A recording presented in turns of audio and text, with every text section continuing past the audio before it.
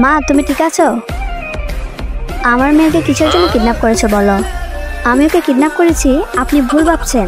এই মেয়েকে না ধরে তোমরা এখন হা করে তাকিয়ে দেখছো কি? না, মম্মির কাছে কেউ আসবে না। মম্মি শয়তান গুন্ডাগুলোর সাথে ফাইট করে আমাকে বাঁচিয়েছে।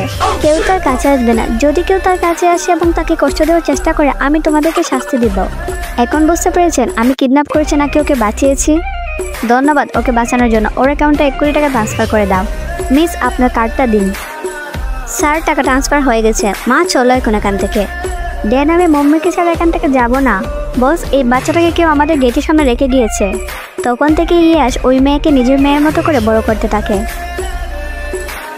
আমি তো 1 কোটি টাকার মালিক হয়ে গেছি। এখন থেকে যা ইচ্ছা তাই করতে পারবো। কি হলো, কান্না করছো কেন? ড্যাড আমি মম্মির কাছে। আমাকে মম্মি এনে না দিলে আমি আর কোনো কিছু খাবো না। পার্ট 3 দেখতে লাইক ও সাবস্ক্রাইব করো, কমেন্টে পার্ট 3 লিখো।